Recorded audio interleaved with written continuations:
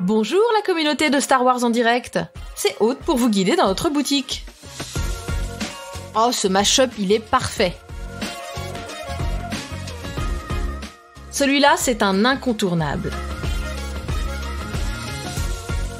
This is the way. Il est tout nouveau, tout chaud. Tu vas avoir la classe avec ça. Tous les vêtements sont disponibles dans différentes grandeurs, couleurs et modèles pour hommes, femmes et enfants. Visitez notre boutique et merci de votre soutien.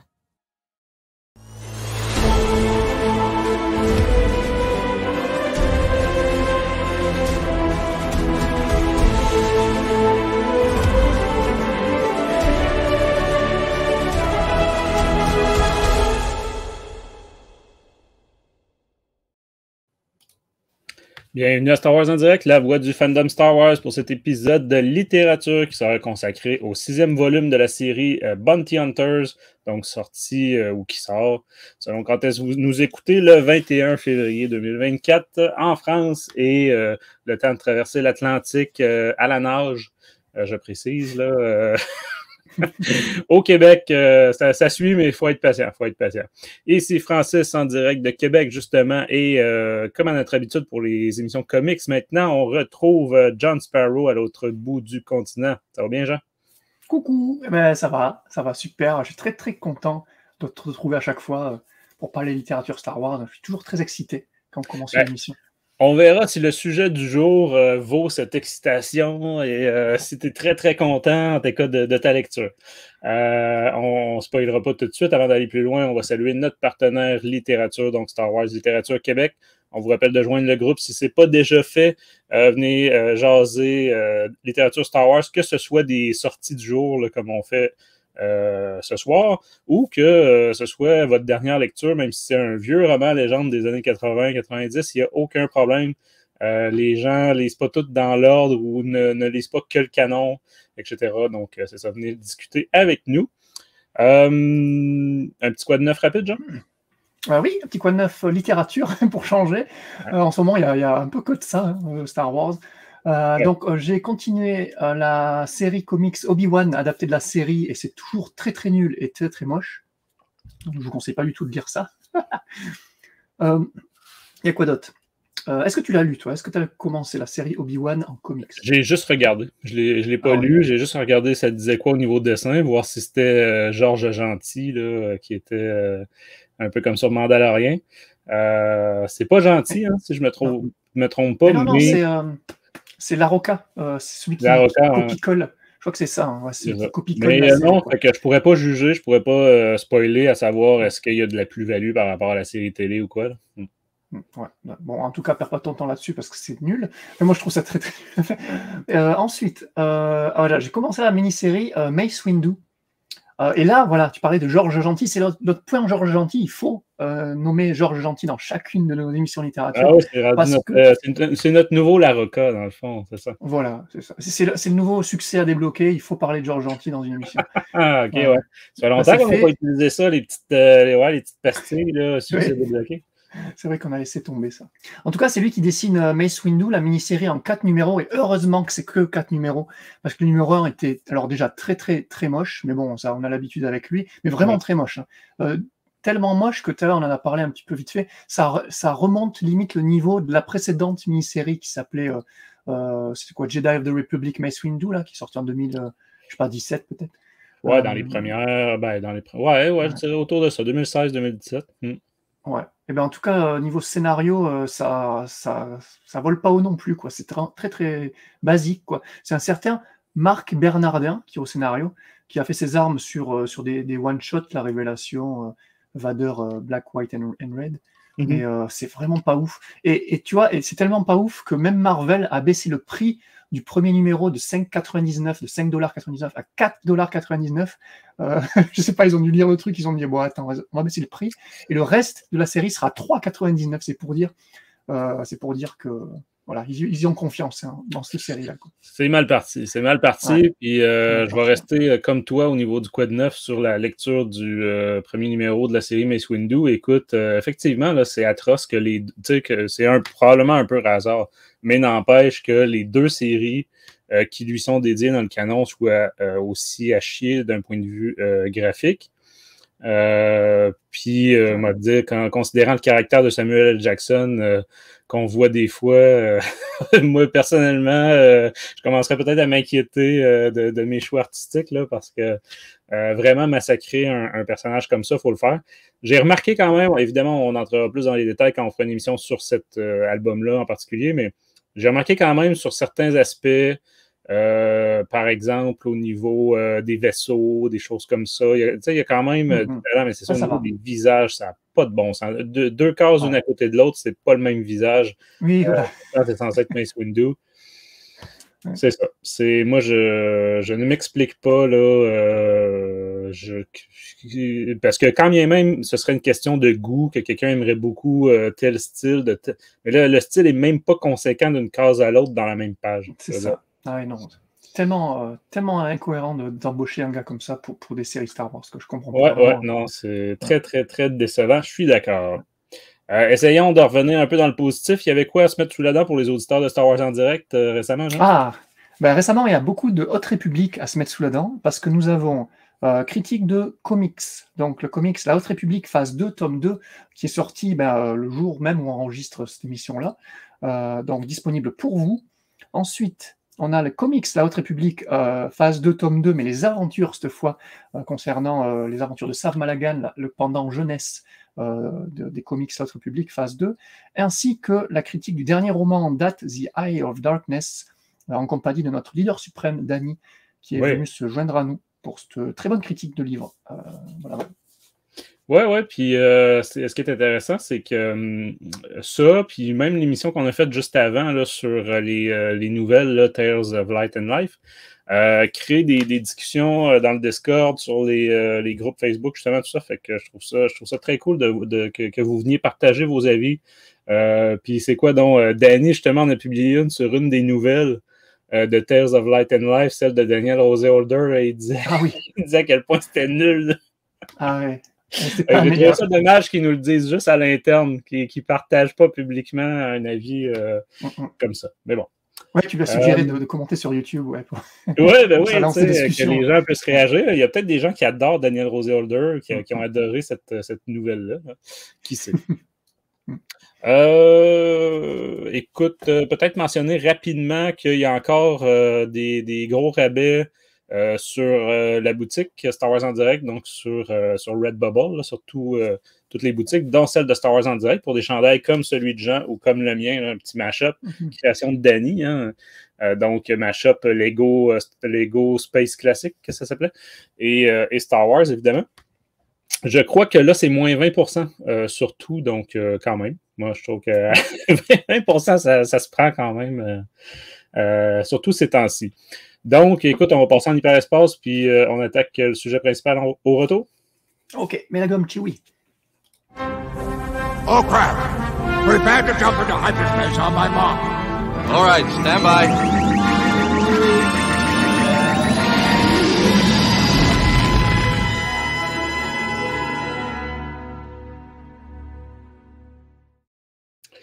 Et donc, de retour de l'hyperespace. Donc, comme je disais en intro, on est là pour parler du 6e album de Bounty Hunters chez Panini Comics, qui inclut les numéros, là, les issues 29 à 34. Le tout pour un 19 €. Chronologie, on est en temps réel, on va dire, avec toutes les autres séries ongoing, là, donc Star Wars, Aphra et Darth Vader. Et donc, en plus 3, là, fait on se rapproche du retour du Jedi. Tranquillement, pas vite. On est encore là après l'Empire contre-attaque, mais je pense qu'on est vraiment rendu proche. Parce que faut pour rappel, hein, ceux qui ont zéro notion de la chronologie Star Wars, il y a juste 1 an entre l'Empire contre-attaque et le retour du Jedi. Donc, relisez tous les comics, les romans, il commence à se passer beaucoup de choses en 12 mois. Là. Il s'en passe des choses. Ouais, je pense qu'on est une semaine avant, ou je ne sais pas. Bref, l'album sort, comme je disais, le 21 février, en même temps que 2 autres albums. Au scénario, on retrouve Ethan Sachs, hein, qui est là depuis le début de la série. Au dessin, on a Paolo Villanelli. Puis pour un numéro, il y a un dessinateur invité, là, c'est Alessandro Miracolo. Je me souviens plus c'est quel numéro, là, le 3e ou 4e de l'album.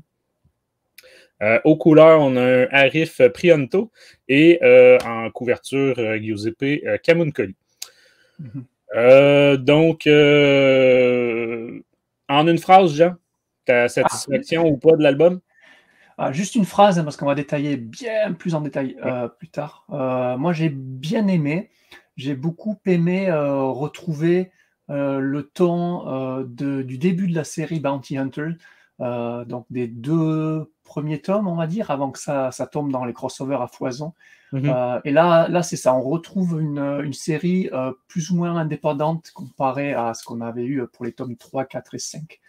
Que je rappelle, on n'avait pas critiqué, hein, donc on avait laissé tomber la série au tome 2, et ensuite on s'était lancé dans toutes les critiques des crossovers, War of the les albums événements là, que Panini les a. Voilà. Et donc ça, c'est la première fois depuis le tome 2, donc depuis 2021, hein, que c'était une critique de toi et Tom, d'ailleurs, si je me rappelle bien. J'ai écouté l'épisode récemment, pour me remettre dans le bain. Et ça me fait plaisir de retrouver les Bounty Hunters qu'on adore, mais vraiment séparés de tout le bordel de la galaxie, quoi. Ouais, effectivement, les liens avec le reste sont pas mal terminés dans cet album-là. Ouais, mais toi, est-ce que tu as aimé cette lecture? Rapidement, pas mauvais. Effectivement, comme tu dis, vu qu'on a arrêté de critiquer l'album les 100% pendant une certaine période, là, j'aurais du mal à dire plus que le précédent ou quelque chose comme ça, parce que là, ça vient tout mélanger avec les Crimson Hidden Empire et avant, là, la guerre des chasseurs de primes et plus. J'ai aimé certains aspects, mais je peux pas m'empêcher. Moi, si je pouvais... Il y a une expression, là, j'imagine que ça existe aussi en France, là, mais quand on dit la stratégie des petits pas, c'est ça. Je trouve qu'au niveau scénaristique, là, on est dans des petits pas. Ça avance vraiment pas vite pour une série en plus qui est très, très action, dans laquelle il y a toujours des batailles, des courses, tout le monde crie. En fait, je m'imagine cette série-là en audiobook, j'aurais mal à la tête, tellement tous les personnages sont toujours en train de crier. Mais pourtant, au niveau histoire, ça avance vraiment à petits pas. Fait que bref, je m'arrête là pour l'instant. Mais en fait, il faut savoir que, pour rappeler, c'est vrai que ceux qui nous topent là avec ce tome 6, ils vont essayer de retrouver les émissions des tomes précédents. Il faut dire que si vous voulez nos avis sur les numéros de Bounty Hunter entre le tome 2 et 6, du coup, il faut que vous réécoutiez tous les War of the Bounty Hunter et Crimson Reign. On n'a pas fait non plus Hidden Empire, parce qu'on s'était rendu compte à ce moment-là que c'était pas vraiment nécessaire qu'on critique les Hidden Empire dans les numéros compilés Panini, là. Donc, ça risque d'être un peu compliqué là, de nous reprendre maintenant. Là. Non, c'est ça. C'est l'erreur qu'on a faite de basculer sur les albums, les événements. Là. Évidemment, au début, on pensait qu'on avait juste un événement, que ça allait durer quelques mois. Là. Finalement, ça fait 2 ans, puis on est encore dans des événements. Mais cette fois-ci, c'est un peu comme les autres séries. On a fait le premier, là, Darth Vader numéro 6, en décembre dernier, là, dans le temps des fêtes, qui est sorti. Là, dans le fond, Bounty Hunters, le prochain, ça va être Afra, numéro 6, et Star Wars numéro 6 a été retardé au mois de mars. J'ai toujours pas compris pourquoi. Mais bref, fait que c'est ça. On retombe sur les albums 100%. Et de toute façon, dans le cas de Bounty, il y en a que l'histoire générale continuait. Je pense à Afra, entre autres, un peu. Mais dans le cas de Bounty Hunters, ça fait bien parce que je trouve que c'est ça. On est vraiment rebasculé sur leur propre histoire à eux. Et non plus... l'Aube écarlate, puis tout ça. Donc, écoute, si je te demandais un petit résumé rapide, il se passe quoi dans cet album-là, Jean? Oui. Alors, écoute, on va essayer de rappeler le background de tout ça. Donc, le tome 6, donc, il se situe entre l'événement Crimson Reign, qui était décrit dans le tome 5, et celui donc, de Dark Droid, donc, qui sera le tome 7. On est vraiment entre 2 crossovers, là. On est plus dans les événements de Hidden Empire, mais encore une fois, comme on disait, Bounty Hunter est peu impacté dans ce crossover. Disons que les numéros 29 à 32 le sont un petit peu dans le background, tu vois, il y a toujours Crimson Dawn dans le background. Les numéros 33 et 34 ne sont pas du tout liés à Crimson Dawn, ou encore une fois, très très peu, qu'encore moins, on va dire. Mais voilà, quoi. En tout cas, en gros, dans le tome précédent, Vador avait recruté Valance, donc Valance qui était donc un bounty hunter relativement indépendant, hein, une fois qu'il avait quitté l'Empire. Là, il était rebasculé chez les impériaux dans la lutte de l'Empire contre Crimson Dawn, donc. Alors que son ancienne équipe de chasseurs de primes a été repris par Tonga, et donc avec ses anciens potes, là, tout ce qui est Bossk, Zuckuss, 4LOM, tout ça. Et tout ce petit monde, donc la Team Valence et la Team Tonga, vont tous se rendre sur la même planète, Bestin. Titre de l'album, hein, d'ailleurs, ça s'appelle Beldan on Bestin, qu'on pourrait traduire peut-être en français comme Chahut sur Bestin, un truc comme ça, Bazar sur Bestin. Donc voilà, et on commence le tome comme ça. Donc le groupe de Tonga va target un transport impérial. Bossk va se faire attaquer par le Trandoshan de la team de Valence, parce que Valence aussi a un Trandoshan dans sa famille d'impériaux. Et au final, tout le crew de Tonga en fait va se retrouver piégé par la team de Valence qui les attendait là. On aura aussi un petit flashback du temps de Nakano Lash. Donc Nakano Lash, c'est un personnage qu'on avait connu dès le premier tome de Bounty Hunters. On le rappelle, c'est un peu la chasseuse de primes qui avait aidé Valence, une fois qu'il avait quitté l'Empire, à commencer sa carrière de chasseur de primes, en gros. C'est elle qui l'avait recruté dans le groupe. Donc là, le petit flashback sympa, on voit comment Tonga rencontre Losha, une autre membre de l'équipe aussi, comment Tonga et Valence se sont connus, etc. Et hop, on retourne dans le présent, dans ce fameux transport impérial, où les deux se retrouvent, mais évidemment dans le camp adverse, cette fois-là.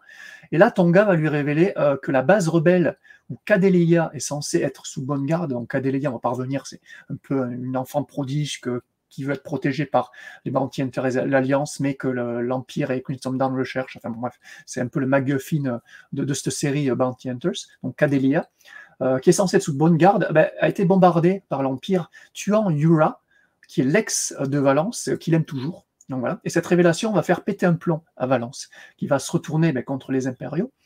Ça, plus le fait aussi qu'il y a une histoire de medical supplies que Valence était censé livrer à la ville environnante sur la planète, là, ça se trouve que c'est pas vraiment des médicaments, c'est plus des armes, des bombes pour éradiquer la ville, justement. Donc ça, plus le fait que son ex est morte, ça va vriller Valence, qui va complètement péter un plomb, jusqu'à ce que Dark Vador arrive sur Bestin. Et là, grosse baston, donc baston Valence contre Vador, très très cool. Vador va aussi en profiter pour bombarder la ville, comme c'était prévu. Au moment d'achever Valence, il va demander ça au lieutenant Jalia Hayden. Donc Jalia Hayden, c'est une impériale qui s'est amourachée un petit peu de Valence, qui se sont rencontrés quand Valence avait rejoint l'Empire. Et Jalia est un petit peu amoureuse de Valence, donc elle n'ose pas buter Valence, elle va lui tirer une balle, mais littéralement dans la tête, mais comme elle sait qu'il y a un crâne d'acier, là aussi littéralement, Valence va réchapper à son exécution, évidemment. Vador, évidemment, est très désappointé par Jalia et va plutôt faire appel à, attention, l'Inferno Squad pour régler le problème. Donc voilà. Donc ça, c'était très très cool aussi. Pour ceux qui ne se souviendraient pas ou qui ne voient pas, qui ne nous écoutent pas en vidéo, c'est la fameuse équipe de Hayden Versio du jeu Battlefront 2. Donc, et du roman que plusieurs avaient bien apprécié. C'était justement Inferno. Je pense que c'est ça le titre, l'Escouade Inferno, il me semble. C'est ça. Je voulais en parler plus tard de ça, parce que j'ai jamais eu trop l'occasion de parler d'Inferno Squad, de ce bouquin-là en particulier. Donc, en tout cas, voilà. Donc l'Inferno Squad va poursuivre Valence et son équipe, donc Valence qui a rejoint son équipe de Bounty Hunter, pour le capturer et effacer sa mémoire, en fait, parce qu'il possède évidemment des données classifiées, des données impériales classifiées.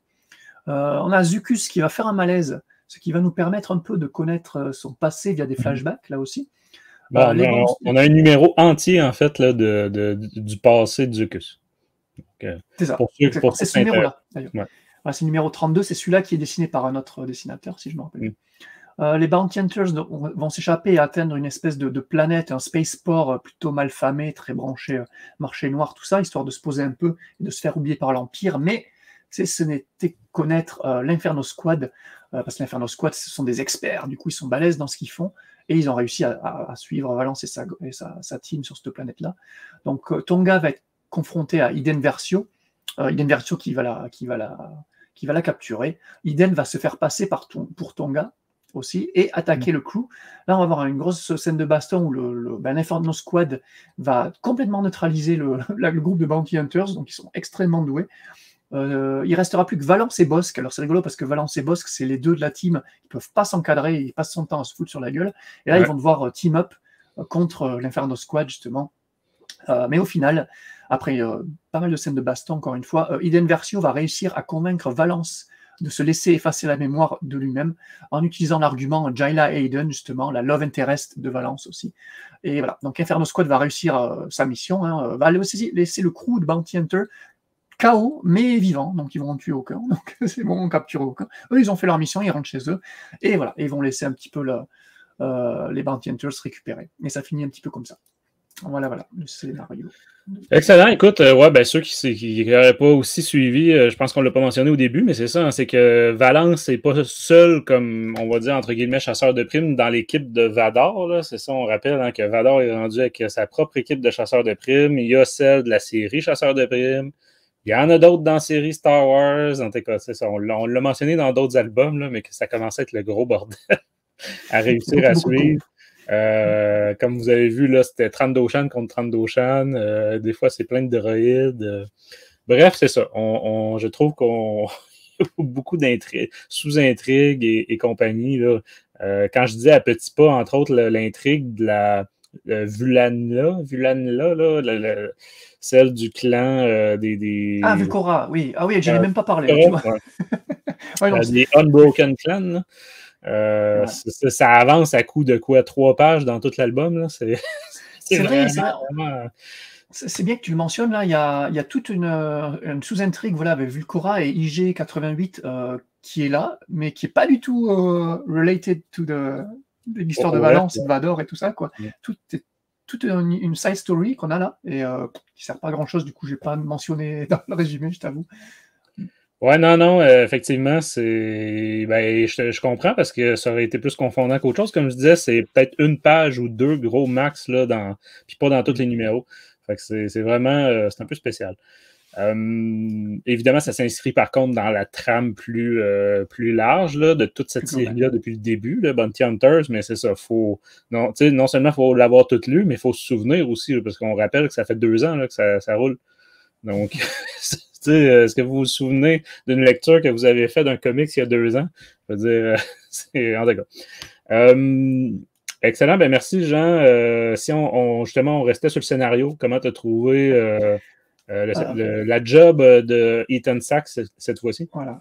Non, Ethan Sachs, tu fais bien de le mentionner parce que c'est l'unique scénariste qui est resté du numéro 1 au numéro 42 qui a fini le mois dernier. Là. Donc la série Bounty Hunter est terminée. Là, on critique l'avant-dernier tome, donc on aura encore le tome 7 à critiquer. Après, c'est fini. Il n'y a plus de Bounty Hunter, donc c'est très cool. Effectivement, au nombre de fois qu'on a mentionné qu'on trouvait ça dommage que les scénaristes changent, pour une fois, c'est ça, faut quand même. Mais les scénaristes ont tendance à moins changer quand même que les dessinateurs dans les comics, il faut avouer. C'est vrai. Chapeau, c'est ça. En tout cas, ça permet une trame qui suit. Reste à voir là, dans ce cas-ci. Moi, j'ai un gros doute. Tu me dis ce que tu en penses, Jean. Je serais très, très surpris que de la manière que va se terminer dans le tome 7, là on parle du 6 aujourd'hui, mais tu sais que dès le début, il y avait une idée de où est-ce qu'il voulait s'en aller avec cette série-là de Bounty Hunters. Surtout en plus, considérant les détours pris dans les événements là, de Crimson's Reign puis War of the Bounty Hunters. J'ai beaucoup de mal à croire que tout ça était un plan réfléchi. Là. Au moins, tu sais, un brouillon, là. Quelconque plan que tu fais là, avant de je suis un peu d'accord avec toi. Je sais pas trop, parce que Ethan Sachs, tu vois, il nous parle de Nakano Lash, il nous parle de Kodaleia, tout ça. Et ça, je pense que c'était une histoire qu'il avait sur peut-être 3-4 tomes. Mais comme tu dis, les événements se sont pointés et au bout de 2 tomes, il a dû faire un détour avec 3 tomes de détour. Quoi. Donc en fait, ça a allongé le truc. Et là, il revient sur ce trame-là. Je pense que sur 3-4 tomes, la trame Nakano Lash, l'histoire de Valence, son passé, et l'histoire de Kodaleia, ça aurait été plus compréhensible que là, avec l'histoire de Crimson Dawn et tout. Là. C'est vrai que ça a allongé la sauce et ça a rendu le truc un peu indigeste. Ouais, t'as sans doute raison. Écoute, peut-être que cet aspect-là n'était pas prévu au départ, tous les fameux événements, là, puis en plus que ça dure aussi longtemps.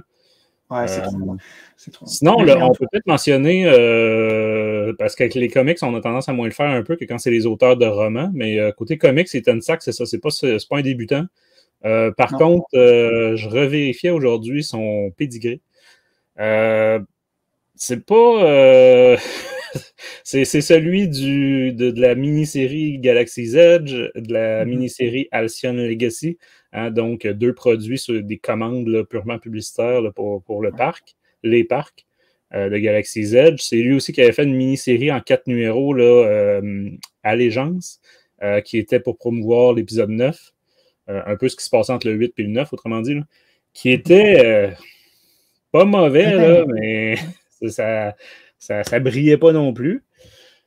Il est souvent associé plus à Will Slaney là, au niveau dessin. Là. Je suis très content que ce ne soit pas le cas ici. Mais c'est ça. Je peux pas dire que c'est pas un Charles Soule. Ça ne sera pas dans mes préférés, même si on est rendu habitué de l'avoir. Ouais. Ben, justement, dans le tome 2 que tu as écrit avec Tom à l'époque, en 2021 déjà, et je trouvais ça très très juste. Tu disais que en fait. Plus que 2 ans, là, ça veut dire que ça a commencé le premier. Ouais. Là, tout. Oui, c'est vrai. Non, c'était en septembre 2021, effectivement. Ça fait bien longtemps. En tout cas, tu disais que Ethan Sachs, à l'époque, il avait déjà fait Galaxy's Edge et Allegiance. Il écrivait ses histoires, mais en fait, ce sont des gros actionneurs, en fait, ces histoires. Et du coup, les scénarios sont généralement très simples et très rapides, en fait. Il écrit une histoire qui n'est pas vraiment développée, mais qui envoie du bois, quoi. C'est beaucoup d'action. Et on l'a vu aussi, hors Star Wars, il a fait du Old Man Hawkeye et Old Man Quill, qui sont aussi deux gros blockbusters d'action, tu vois. Et là, c'est lui qui fera le Jango Fett, qui a prévu le mois prochain, je crois, la mini-série Jango Fett. Donc, il reprend un petit peu le chasseur de primes à une autre époque. Mais ouais, c'est plus un actionneur c'est moins subtil que du Charles Soule, effectivement. Mais j'aime bien son style quand même, tu vois. En fait, ces scénarios depuis le début de Bounty Hunters, ça souffle le chaud et le froid, quoi. T'as eu des hauts, t'as eu des bas. Et généralement, moi, les bas, ils correspondent plus à tout ce qui est crossover. À la limite, War of the Bounty Hunters, ça allait. Et tous les trucs avec Kira après, moi, j'ai trouvé que c'était très très nul. Et on lisait à chaque fois dans les WhatsApp ou quoi. Oh là là, il faut que Bounty Hunter s'arrête, ça va n'importe où. C'est qu'il y a beaucoup d'allers-retours aussi, donc ça devient, je trouve, dur à suivre. Non seulement des personnages, pour la plupart qu'on ne connaît pas. Au début, il y avait Boba Fett, un peu Bossk, tout ça, mais généralement, c'est ça, c'est une équipe qui a créé. Et c'est ça, les allers-retours là, de Valence qui retourne à l'Empire, qui revient, les différentes équipes de chasseurs de primes, tout ça, c'est... Moi, personnellement, j'ai du mal à suivre. C'est vraiment une série que j'ai beaucoup de mal à comprendre. On en est où dans l'histoire, là, puis quand j'en lis un. C'est vrai que je suis un peu d'accord avec ce que tu dis. En fait, le problème de Sachs, c'est qu'il s'éparpille trop sur les personnages. En fait, au lieu de retenir un corps principal qui est vraiment cool, hein, Valence en premier lieu, c'est un personnage ultra intéressant. C'était une très très bonne idée de le ramener dans le canon. Fett aussi, quand il est là, il est très très bien décrit, bien mieux que dans la série, par exemple. Bossk, Zuckuss, Forel-OM, ça va. Dangar, que Tom appelait papier toilette, je crois, dans ce moment. Un peu moins, mais il est moins présent là, donc ça va. Mais Bossk, Zuckuss, Forel-OM, Valence, tout ça, ceux-là, ils sont très très bons. Ceux qui sont dans les films, en gros, quoi, plus Valence.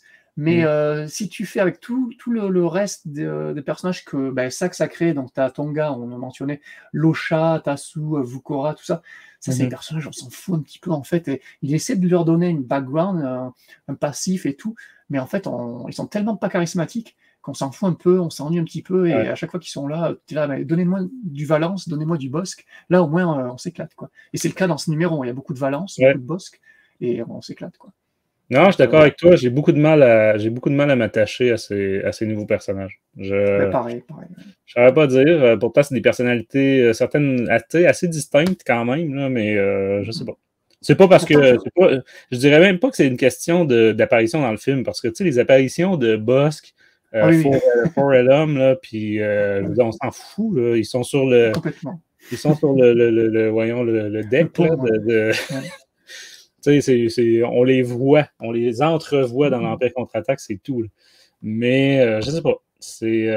Puis là, on a IG aussi, qu'on connaît un petit peu plus, mais comme on disait, il est dans une sous-intrigue complètement à part.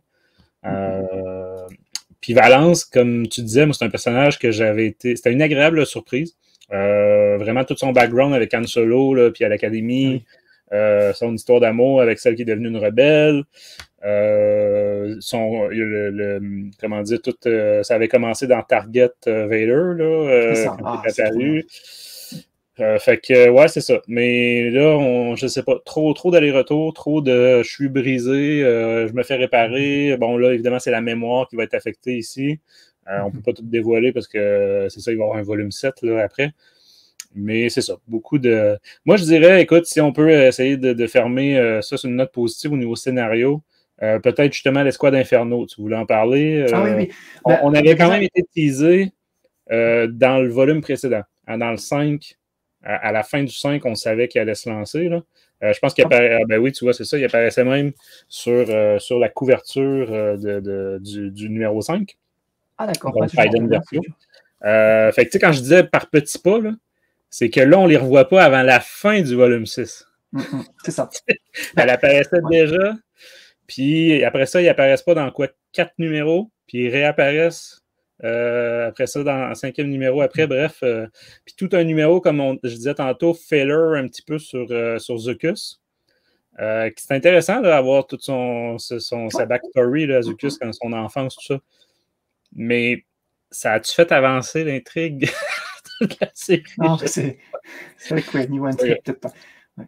Fait que l'Escouade Inferno, toi aussi, t'étais content d'y revoir? Ouais, j'ai bien aimé moi le fait qu'il y ait, en fait, il y a 2 arcs dans ce tome-là. Tu as le truc sur Bastille. Moi, j'ai beaucoup aimé déjà pour conclure sur l'arc sur Bastille, même si il s'éparpille avec plein de personnages. Au final, je trouve que c'est un très très bel arc. Le duel des 2 Trandoshan, moi j'ai beaucoup aimé. Le pétage de plomb de Valence et son combat contre Vador, on reviendra dans les desserts, mais j'ai trouvé ça génial, quoi.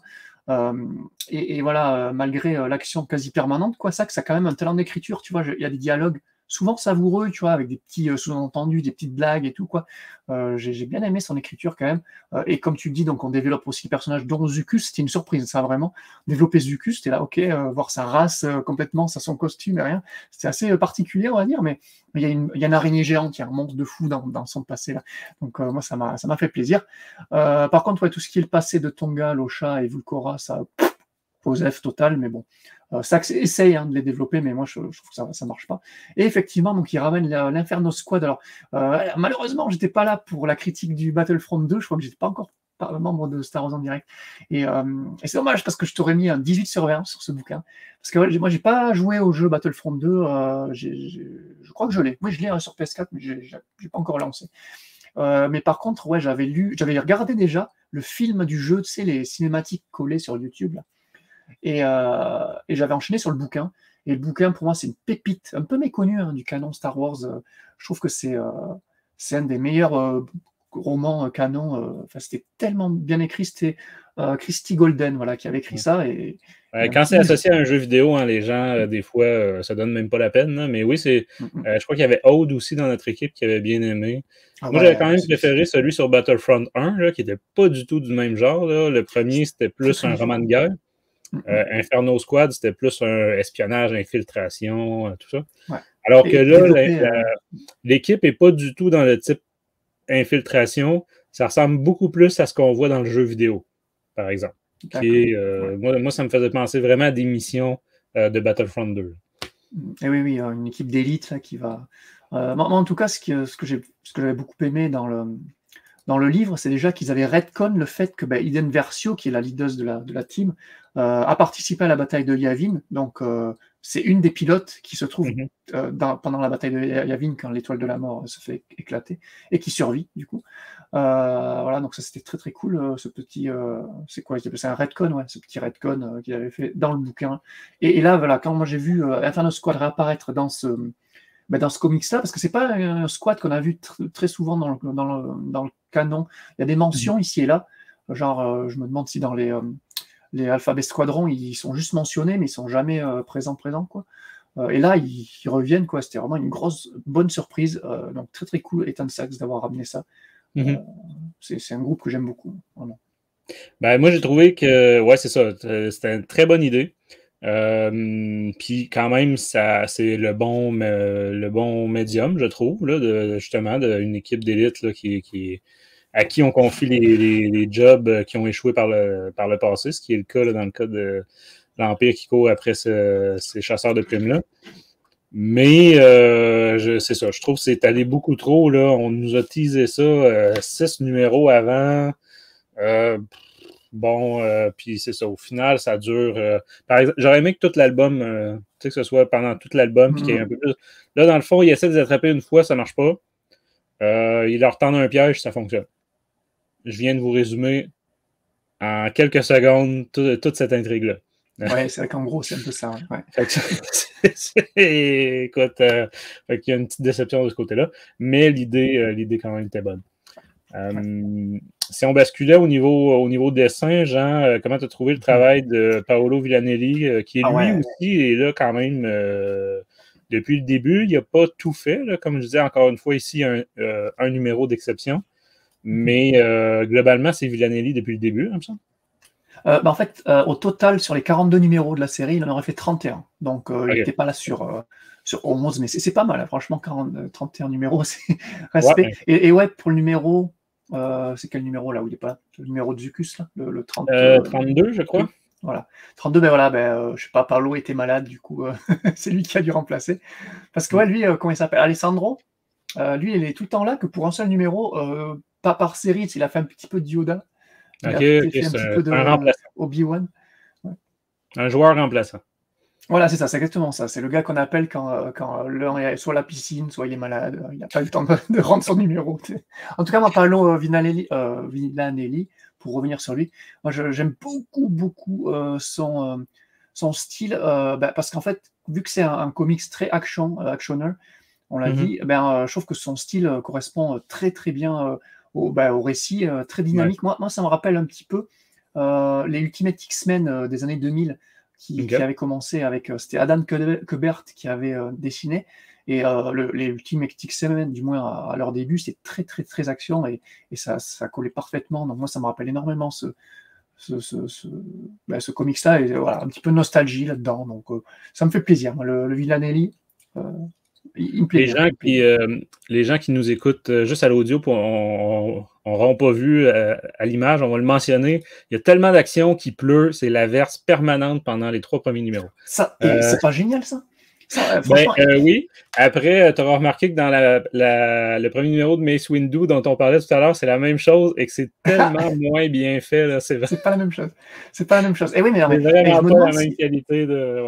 Ouais. Ah ouais, c'est vrai. Non, c'est vrai que tu fais bien, la comparaison fait mal, mais faire pleuvoir, je sais pas, je suis pas dessinateur, mais j'imagine que c'est un travail de fou, parce que non seulement tu dessines l'action et tout le bazar, tu dois aussi dessiner la pluie qui doit prendre du temps, quoi. Ouais. Et je trouve qu'il s'est mis encore plus ce challenge-là, tu vois, Villanelli, et il le relève à merveille. Le fait d'avoir foutu de la pluie sur cette planète déjà aquatique, en plus c'est une planète aquatique, donc il y a quasiment de l'eau tout le temps partout.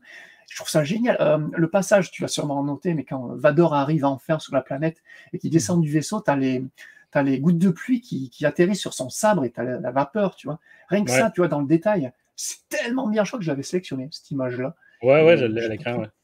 Ah voilà, c'est ça. Voilà, mais c'est rien que ça, tu vois. Je trouve ça génial. Et la pluie, ça donne un ton à Stark sur Bastille, là, mais je trouve ça magnifique, quoi. C'était trop beau. C'est vrai. C'était magnifique.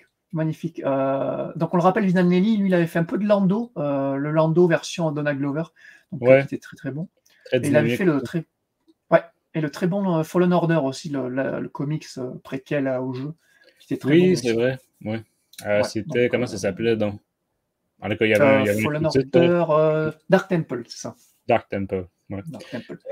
Écoute, je suis d'accord avec toi. C'est dans le cas de Villanelli, moi je trouve que c'est une valeur sûre.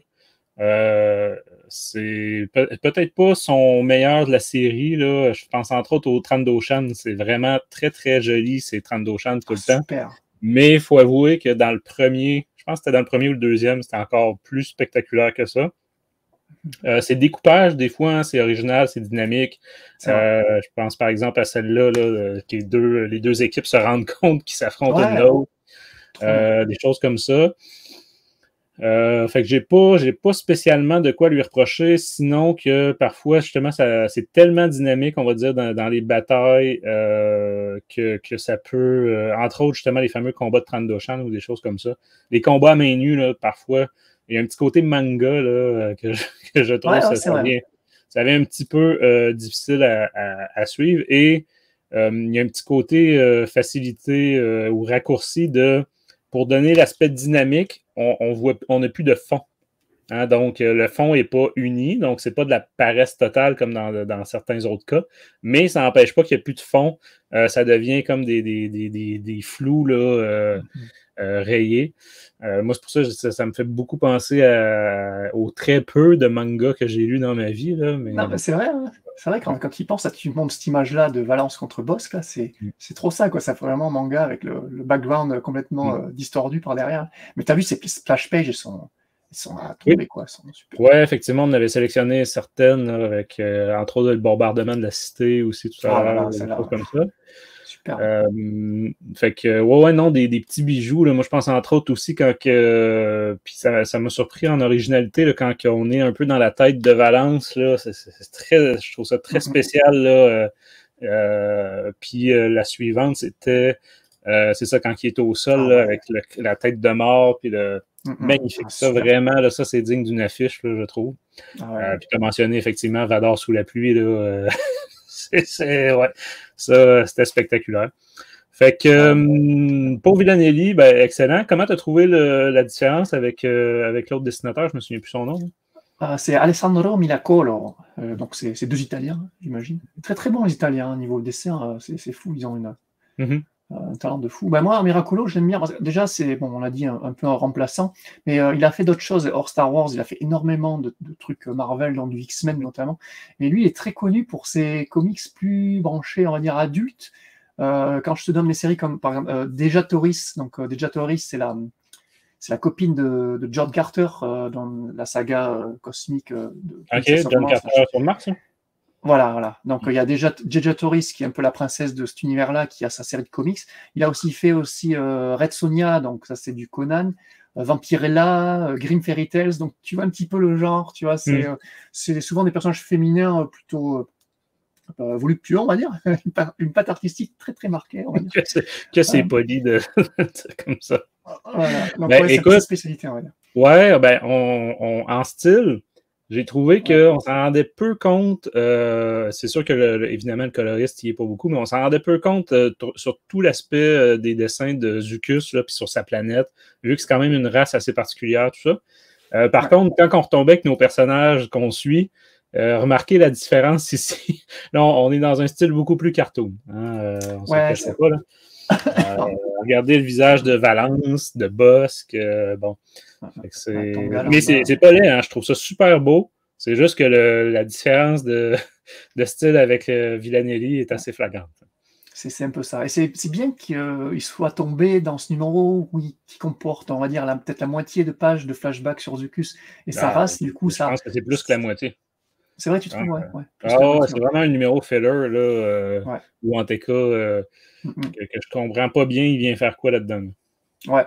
Bon, après, moi, j'aime bien. Il y a une espèce d'araignée géante, là. Elle est où, là C'était le numéro 32, tu me dis Ouais, c'est là. Voilà, ce petit splash page avec. Moi, j'aime bien. Dès qu'il y a un peu de monstre, ça me fait plaisir. Donc là, c'est une espèce de rite de passage avec Zucus qui doit prouver à sa tribu qu'il est digne ou je sais pas quoi. Enfin bon, c'est vrai que l'histoire est un peu osef, mais bon, il y a du monstre. Donc bon. Et ça, c'est une race qu'on a très peu exploré quand même, hein, donc c'est intéressant de l'explorer. Tom, dans votre podcast sur le tome 2, il parlait de. Il m'a fait rigoler, j'ai écouté ça tout à l'heure. Il parlait d'un caca avec des yeux de mouche dessus. Ça, c'était Zucus. Oui, effectivement. Il m'a fait rigoler, Tom. Non, fait qu'au global, quand même, je dirais qu'au niveau de dessin, on est servi, mais c'est ça. Moi, je continue de trouver qu'au niveau scénario, ça, c'est comment vous dites en France, le minimum syndical, quelque chose comme ça. C'est ça. Je trouve que ça flamboie pas. C'était une belle surprise de ramener l'Escouade Inferno, mais comme je disais, c'était pas une surprise dans le sens où c'était déjà teasé depuis même l'autre album précédent. L'histoire d'amour, si on peut dire, l'officier impérial là, qui est amoureuse de Valence, c'est intéressant. Moi, en fait, je me demandais pour qu'on continue de suivre ça, dans le sens où je trouvais ça un peu débile au départ. Parce que ça a commencé dans l'album numéro 3, peut-être, quelque chose comme ça. Bon, on peut dire que ça va avoir ça. Je suis en train de chercher là, Ça va avoir son importance, si on peut dire, un peu plus tard. Mais c'est un peu à sens unique, ou en tout cas, c'est ça. Bah, Vous allez voir dans le tome 7 comment ça se conclut. Là, mais... Voilà. Il y a une conclusion de cet arc-là dans le tome 7 et qui ouvre aussi peut-être sur quelque chose d'autre après. Donc, non, c'est un peu des graines qui plantent là pour le futur de Valence et cette série-là, je pense. Ouais, c'est ça. Excellent. Fait que je te demandais, Jean, de donner une note. Ou tu avais peut-être sélectionné quelques variantes, hein, je pense. Ouais, il y a les couvertures. Parler des covers vite fait, moi, je sais pas ce que tu en penses, mais les 6 numéros, parce qu'il y a 6 numéros dans ce tome-là, j'ai trouvé les covers plutôt stylés pour un peu toutes qui ont été sélectionnées pour les numéros. Je trouve ça très cool. Je sais pas ce que tu en as pensé. Qu'est-ce qu'on a? Là, tu as sélectionné une variante. Les officiels, les régulières. Je les ai pas beaucoup aimés. Je les ai pas énormément aimés. Je trouve que le choix de celle de l'album, là, c'était bien. Ouais, elle est bien, il y en a d'autres. Celle de la miniature aussi qu'on a choisie, elle est très très bien. Ouais. Celle-là, je sais pas ce que tu en penses, c'est celle de du numéro 30, où on voit Valence avec le point enflammé et Dark Vador derrière dans les flammes et tout. Ouais, c'était bien, mais je ne peux pas m'empêcher de me demander pourquoi le logo de Crimson's Down, qui est encore là, qu'est-ce qu'il vient faire dans les... C'est vrai qu'il n'y a pas du tout mention de ça. Ouais. C'est vrai qu'on ne l'a pas dit, mais il n'y a vraiment pas du tout mention de Crimson Down, à part le fait que la Team Tonga est censée bosser pour Valence, pour Crimson Down au tout début, mais c'est tout, quoi. Donc c'est vrai que c'est un peu nul. Mais cette couverture, par contre, m'a très très déçu. C'est le 4e de couverture du tome. Donc c'est Vador contre Valence. Ça devrait être épique, ça devrait être magnifique. Et je t'avoue qu'elle est un petit peu... Ouais, je suis d'accord avec toi. Ça manque de trucs. Je pense qu'une des pires, c'est celle qui est type emballage de jouets un petit peu, là, où je sais que c'est quelque chose que Marvel a tendance à aimer. Là. Ouais. Ça rappelle un peu les vieilles séries des années justement 70. Là, mais bon. Ouais, c'est du 33, ouais. l'Inferno Squad qui arrive un petit peu dans la fumée. Ouais, je sais pas, moi, ça m'a plu. Ça m'a toujours fait plaisir de revoir ce type-là. Moi, je parle quand on voit des personnages dans des cases à côté. Là. Ah oui, c'est vrai. On voit ça de temps à autre sur peu importe quelle série de comics, là, on voit ça de temps en temps. Moi, c'est pas quelque chose que je sais pas pourquoi ils ont fait ça. Surtout qu'ils mettent Dengar alors qu'il n'est pas du tout dans le tome. Donc, c'est vrai? J'avais même pas remarqué.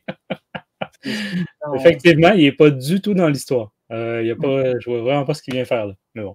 Et c'est pas plus mal, hein, parce que des 1, 2, 3, 4, 5 chasseurs de primes qui sont là de la core team, on va dire, franchement, Dengar, désolé, mais papier toilette, quoi. C'est pas mon préféré. Ouais. Non, effectivement. Et dernière variante, alors on va voir vite fait. Donc t'as mis celle avec Bossk et le couteau, c'était pas top. Celle-là, je la trouve très jolie, c'est pour la Black History Month. Pardon, excuse-moi, je te laisse contrôler le truc. Ouais, c'est là la Black History Month qui est pas mal, qui voit justement le lieutenant Hayden, donc qui est peut-être un clin d'œil. Est-ce que tu crois que c'est le nom Hayden, c'est pas un hasard quand même? Hayden. Je ne saurais dire. Disons que par contre, elle présente pas beaucoup de ressemblance, de traits familial avec notre cher Hayden. En tout cas, moi j'aime bien ce personnage-là, donc et la cover est plutôt jolie, je ne sais plus qui c'est qui l'a dessiné. Mais moi je vais encore te saouler sur ça, mais il faut vraiment que tu découvres cette autrice-là. Voilà, c'est bon, au moins tu te rappelles du nom, c'est bon, force. Il y en a une à chaque fois, là, donc... oui, carrément. Bon, alors voilà, c'est Nakano Lash, c'est pas le meilleur personnage, mais bon, moi j'aime bien cette race, c'est dessiné par le trait un petit peu manga de Peach Momoko. Je la trouve encore une fois à tomber, mais je suis un gros fanboy. Je sais pas ce que t'en penses, toi, si t'aimes bien ou tout plus, quoi. Pas dans une histoire comme celle-là. Je sais pas. Je trouve que c'est un style évidemment très, très, très japonais, animé. Moi, je trouve que c'est trop doux, c'est trop... Je sais pas, j'associe pas ça à la violence d'un truc comme cette série-là de Bounty Hunters. Mais bon. C'est-à-dire, t'imagines, elle arrive en mode remplaçante aussi pour faire un numéro en plein milieu du truc, là, c'est mort, hein, ça va casser le style. Non, ben tu sais, c'est ça, c'est des couleurs ultra pastel tout le temps. C'est ça, moi, j'associe ça à la douceur, donc tu comprends, c'est ça. Ça marche pas du tout avec cette équipe-là. Je crois que c'était pour la Women's Month variante, là, le truc. Celle-là, avec l'Inferno Squad aussi, est pas mal, sauf au niveau des visages. Je trouve que Versio, elle a un visage un peu bizarre, quand même. Dans les 3 cas, effectivement, on ne reconnaît pas nécessairement les acteurs, mais ouais. Non, mais même leur modèle un petit peu du jeu vidéo, donc c'est Gideon et c'est quoi le dernier Delmico, je crois qu'il s'appelle. Ouais. Les trois là, donc ouais, sympa la proposition sympa, mais au final, je sais pas, le visage quoi. Et la dernière la dernière, elle est vraiment osef, c'est l'arc IG88 avec Vulcorial, je sais pas quoi, qui est pas inintéressant. Son arc est pas inintéressant, les phases avec IG. Ça pète, il y a de l'action, c'est pas mal. Ouais. Vulcora, j'aime beaucoup le passage où elle prétend ne plus être, elle démissionne juste avant qu'IG arrive. Du coup, mais techniquement, elle est plus membre du gang. Du coup, elle se protège et elle bute tous les autres par IG. C'était pas mal, mais. Non, entièrement d'accord avec toi, en fait. C'est que c'est intéressant, mais que c'est tellement dilué par exemple, 2 pages par numéro, même pas, que c'est ça, c'est ce qui est dommage. Je trouve qu'on a du mal à suivre. Parce qu'il faut, tu sais, là, évidemment, là, c'est dans une compilation, c'est dans un album qu'on peut les lire d'un seul coup si on a le temps. Mais souvenez-vous que normalement, ça sort environ, là, le rythme, c'est environ 1 par mois. Donc, moi, ce qui s'est passé il y a 5-6 mois, là, pour moi, c'est loin, là. Surtout là, quand on parle de 2 pages sur tout un numéro. Là. Fait que non, c'est ça. Vraiment des choix, je trouve, scénaristiques très, très douteux. Mais écoute, après ça, c'est le choix qu'Ethan Sachs fait, puis que Marvel fait aussi on a mentionné, c'est ça, là, dans le fond, est-ce que tu es certain, as-tu vérifié en termes de nombre de numéros que le 7e va être le dernier? Oui. Ou ça va rentrer dans un seul volume? OK. Ouais, c'est Dark Droid, donc ça va conclure le numéro. Et il y aura 6 numéros aussi. Ça sera un gros tome, le dernier, comme Afra, pareil. Et ouais. J'espère ne pas dire de bêtises, là. Je crois l'avoir vérifié, mais là j'ai un doute. Je me souviens plus de finir quel numéro, mais ouais. Parce qu'on est à combien? Excellent. Donc, si je te demandais une note pour cet album-là, Jean? Ouais. Alors, niveau note, moi j'ai mis qu'est-ce que j'ai mis? J'ai mis un 16, voilà. Un 16. Comme pour les 3 premiers tomes de Bounty Hunter, de la série de Bounty Hunter, les tomes 4 et 5 étaient un peu moins bien parce qu'ils s'étaient entremêlés dans toute cette intrigue toute pourrie de Hidden Empire et Crimson Reign. Là. Mais même War of the Bounty Hunter, j'avais beaucoup aimé, vu que les Bounty Hunter dans la guerre de chasseur de primes, ça faisait sens. Quoi. Ouais. Et puis au début, le but du truc, c'était vraiment bien. Et les 2 premiers tomes, c'est une série que j'ai beaucoup accroché dès le départ, son côté brainless, actionneur, j'aime bien, donc ça. Et là, le retour d'Inferno Squad. Même si tu l'avais, tu vois, j'avais complètement zappé qu'ils étaient déjà présents dans le tome 5. J'avais oublié, ça fait tellement longtemps. Du coup, j'avais oublié, les relire. J'étais cool, Inferno Squad, j'adore. Et pareil, l'arc sur Bastille, j'ai bien aimé. Le fait qu'il soit vraiment. C'est une aventure avec les Bounty Hunters seulement. Quoi. Un peu de Vador, vite fait. Mais c'est seulement centré sur eux. Et ça faisait tellement plaisir de dire ça. Que voilà, un petit 16/20. Donc c'est pas mal, quoi. Ouais, effectivement, tu vois, moi de mon côté, je serai pas loin de toi, je vais lui mettre un 14, fait que c'est quand même pas un chef-d'œuvre. Puis j'avais donné un petit peu plus là, au tout premier numéro, où est-ce qu'évidemment c'était la découverte, mais le pire dans tout ça, c'est qu'on suivait plus de personnages connus. Tandis que là, c'est ça, plus le temps passé, plus on est resté sur des personnages créés pour la série, là, comme on a dit. Auquel j'accroche pas du tout. Peut-être que des gens vont vraiment s'identifier à tel personnage, puis vont beaucoup aimer l'arc de ces personnages-là. Mais bon, même moi, j'aurais préféré en fait Nakano Lash, là, qu'on a mentionné, là, celle qui apparaît dans la couverture de Peach Momoko. Celle-là, je trouvais que c'était un personnage intéressant, mais c'est un personnage qu'on a eu juste dans des flashbacks. Donc, qui est à l'origine du conflit Valence-Boba Fett. Là. Ouais. Et là, on se focus beaucoup sur Tonga qui est... Ouais. Qui n'est pas inintéressante, mais... Voilà, moi, j'irai pas jusque-là, mais sans plus, quoi. Ouais. En tout cas, tu parlais des personnages, là, j'ai juste 2 petits easter eggs concernant des personnages et une planète. Ouais, si tu me permets, vite fait. Il y a aussi un personnage qu'on n'a pas du tout mentionné de tout notre critique, qui fait partie du groupe de Tonga, d'ailleurs, qui s'appelle Tasu Leech. Donc, c'est une espèce de jeune chevelon musclé, machin. Voilà, un gladiateur, donc qui a été recruté dans la team et tout. Mais vraiment, moi, c'est un des personnages que je me fous complètement. Je sais pas si toi, il t'intéresse. Ouais, le pire, c'est qu'ils ont quand même été lui chercher une petite personnalité distincte là, pour qu'on fasse bien la différence. Mais effectivement, c'est essentiellement toujours la même chose. Là, on tourne en rond. Moi, j'ai pas vraiment vu d'intérêt à ce personnage-là. Qui, si je me trompe pas, est encore là dans le volume 7, hein, ouais. Mais c'est ça. C'est vraiment une série, je trouve, qui prend tellement de temps pour fermer ses intrigues, bon, c'est ça. J'en dis pas plus. Mais justement, je ne sais pas si ça va te le faire remonter dans ton estime. Moi, ça me l'a fait remonter parce que je ne le savais pas.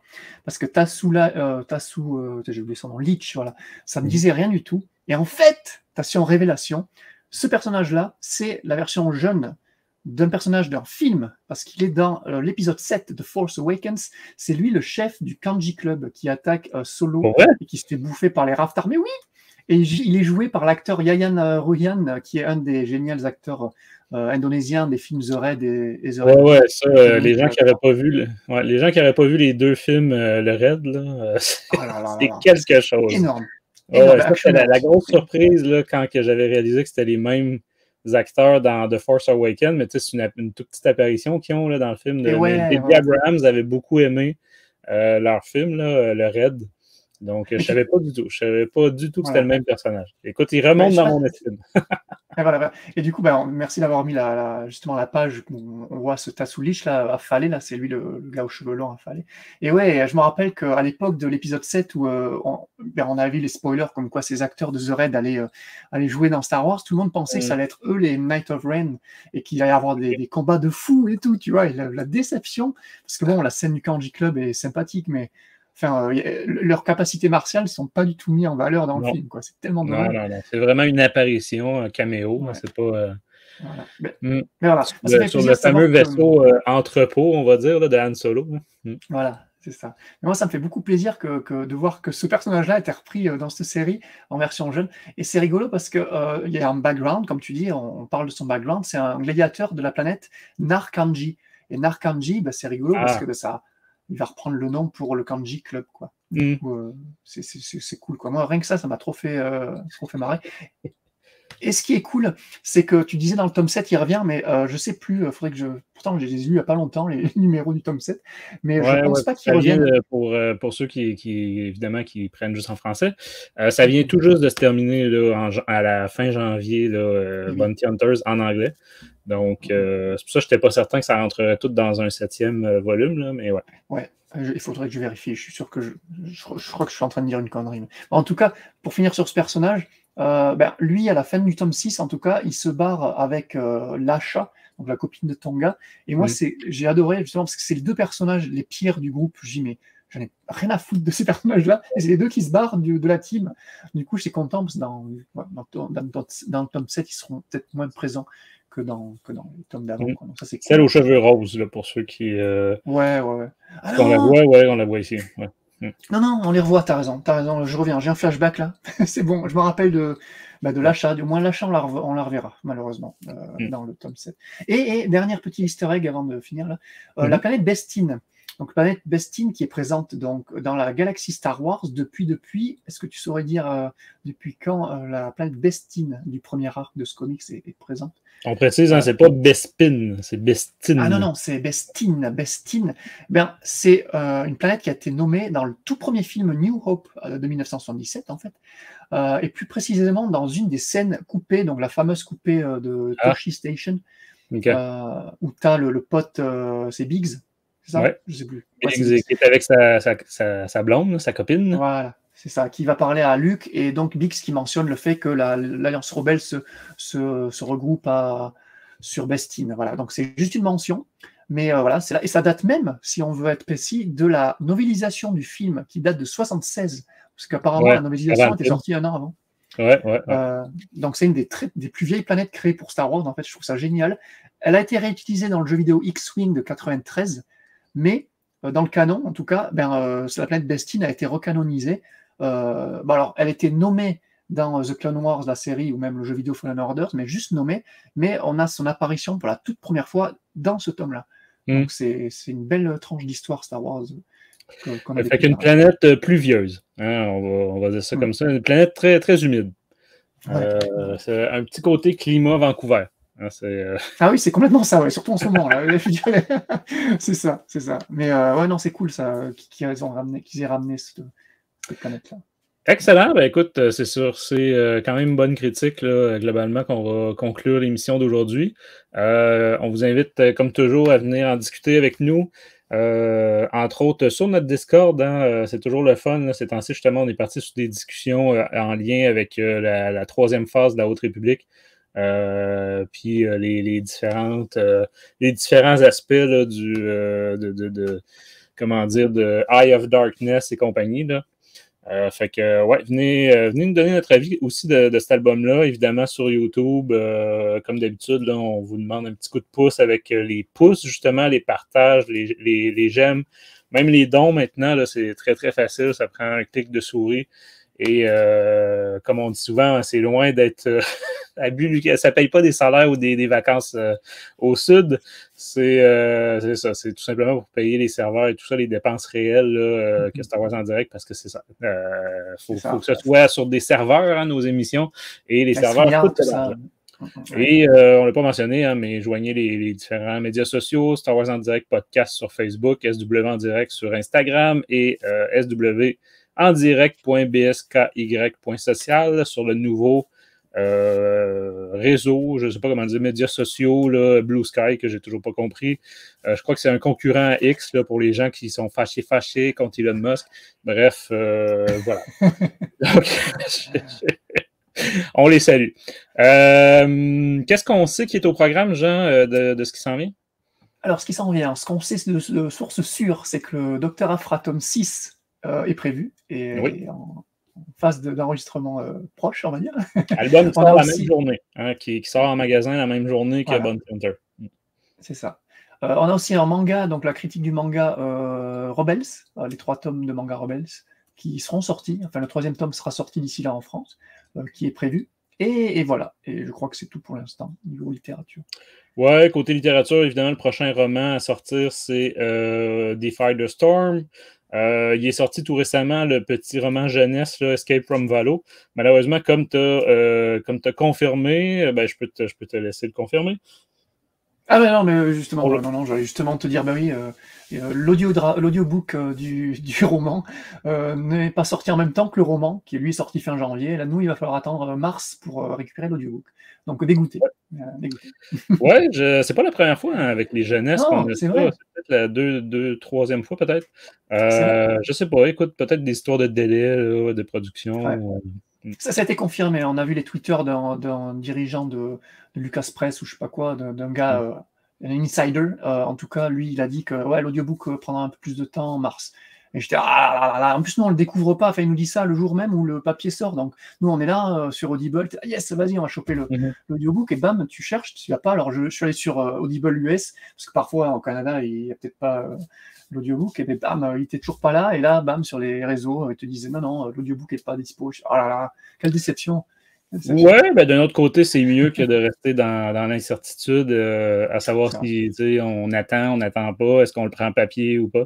Fait que, bref. Fait que, côté littérature, c'est ça. Je sais qu'on l'a mentionné dans d'autres épisodes, mais il y a un gros épisode musique qui s'en vient. Danny nous a expliqué ça là, dans l'épisode Eye of the Storm, que c'est un épisode assez lourd à préparer, à monter, tout ça, parce que dans le fond, c'est pas juste une analyse comme on fait en ce moment, qui demande quand même un peu de préparation, mais c'est ça, c'est pas du tout de la même ampleur. On vous dit, là, Danny prépare quelque chose de gros. Ça va être un Star Wars en direct musique. Et au fil qu'on va s'approcher, ben là, il va y avoir la série le Bad Batch qui va commencer. Ah, c'est vrai. Donc, on va sûrement, ouais, je sais que Jean, toi, tu t'aimes pas du tout, là, mais moi, j'aime beaucoup les clins d'œil, surtout. Ah oui, voilà, oui. Ouais, ça, il y en a beaucoup, donc. Oui. Non, mais on va regarder quand même, tu vois. Mais comme les autres saisons, je pense qu'on va pas faire un Star Wars en direct par épisode. On va plutôt y aller par arc, en espérant que c'est encore des arcs. Mais bref, fait que au niveau série télé, tout ça, ben, ça va être pas mal ça. Et tranquillement, pas vite, on va commencer à avoir des spoilers, des choses comme ça sur ce qui s'en vient, là, The Acolyte. Ça va être quoi déjà en 2024, la deuxième? Ça va être... Skeleton Crew. Skeleton Crew, hein. Donc, il y a des rumeurs en ce moment, là, donc, fait que c'est ça. On va sûrement vous arriver avec un épisode, soit un quad 9, soit un spoilers, là, éventuellement là-dessus. Donc voilà, de la part de toute l'équipe, merci d'avoir été à l'écoute de Star Wars en direct, la voix du fandom Star Wars, et que la force soit avec vous. Ciao! Star Wars en direct remercie ses partenaires Mint in Box, Planète Star Wars Universe, le groupe Star Wars Geeks Québec, la boutique Kaya et la convention Génération Star Wars et Science-Fiction.